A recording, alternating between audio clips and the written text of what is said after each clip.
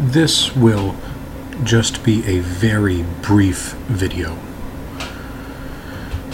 dealing especially with an interesting part of a Platonic dialogue called the Symposium. You see on your screen now a number of other Platonic dialogues, which I won't be discussing specifically with you. If you're interested to delve into a bit more detail with Plato and Socrates, these would be great places to start. It gets into pretty deep water after that. But this is sort of intermediate.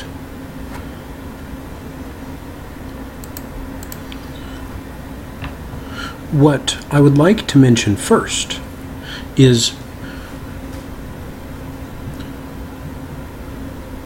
part of the discussion in the Symposium by a character named Xenophon. Xenophon also provides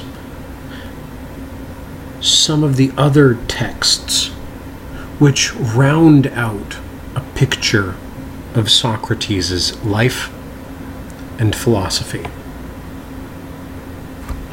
Whereas Plato records Socrates' metaphysic, epistemology, and ethic in stunning relief, Xenophon paints more of a picture of Socrates, the political radical, and perhaps even revolutionary,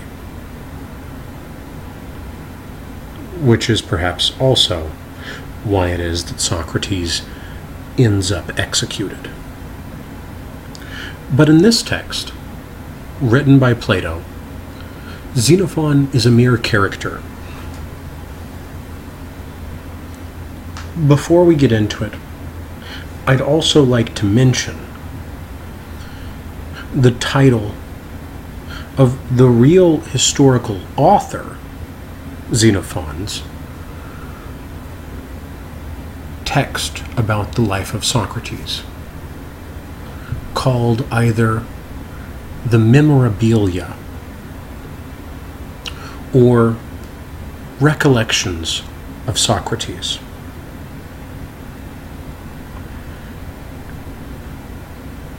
What's interesting is that while this is a sort of ghost-written biography or a second-person memoir of Socrates from Xenophon's point of view,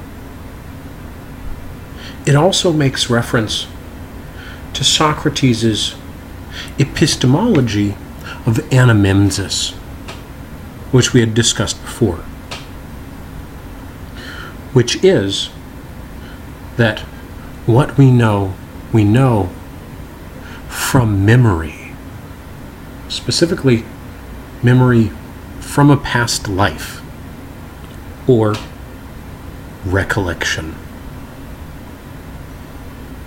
We'll see that same language being used by Diotima in the next video.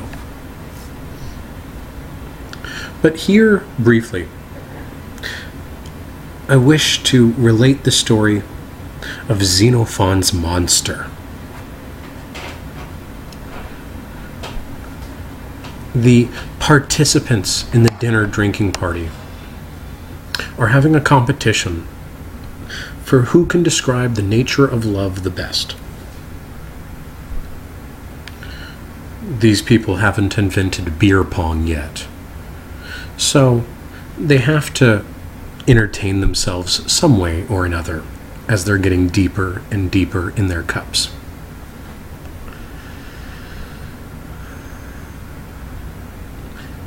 Xenophon, in his speech to attempt to best describe the nature of love, provides a mythological origin of love. Specifically, that in the beginning of time, all people had 2 heads, 4 arms, and 4 legs. And these paired Siamese twin people came in 3 varieties: a male part and a male part, a male part and a female part, and a female part and a female part.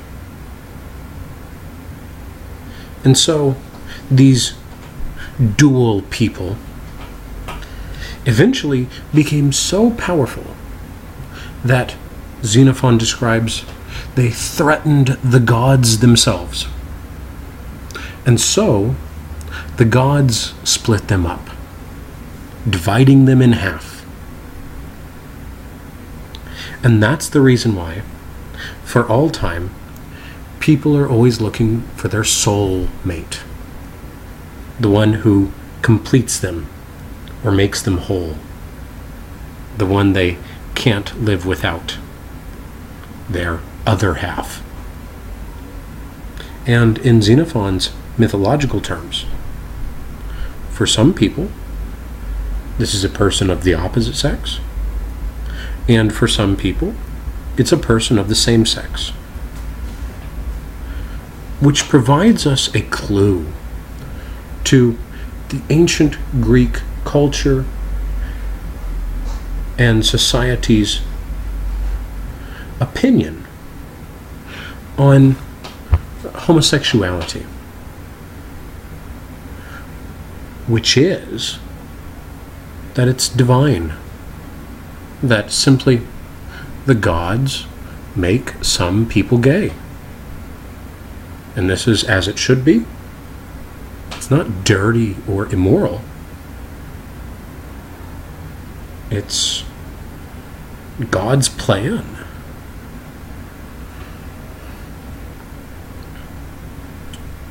Native American cultures on the other side of the world, at least some of them, had similar ideas about homosexuality. In some Native American cultures, people who were what we would call homosexual or transsexual or transgender were sometimes called two-spirit people because they had the spirit of a male and the spirit of a female within them. And this was something special, sacred, and divine. These people had special, exclusive access to communion with the spirit realm. And often they occupied the position of shamans, spirit healers, medicine men and women, and were revered within their society as special and sacred.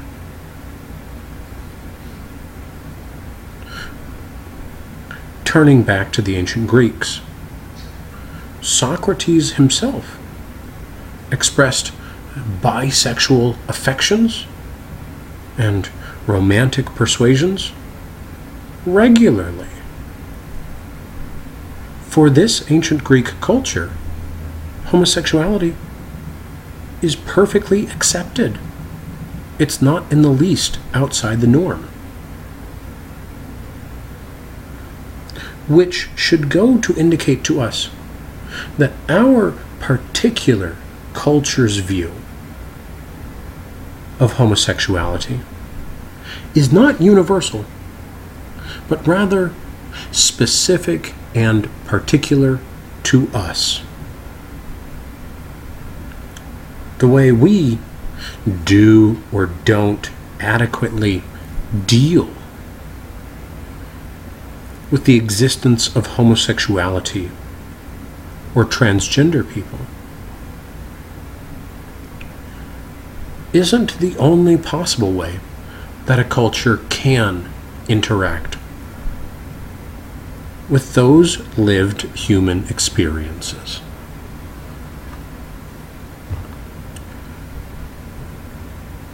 I'll end now and turn you to the next video, in which an ancient wise woman comes in and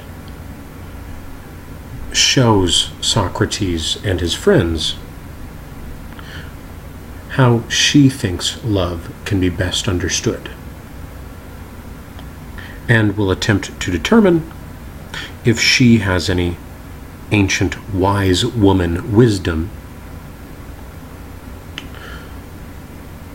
that we can partake of, or that she can impart to us.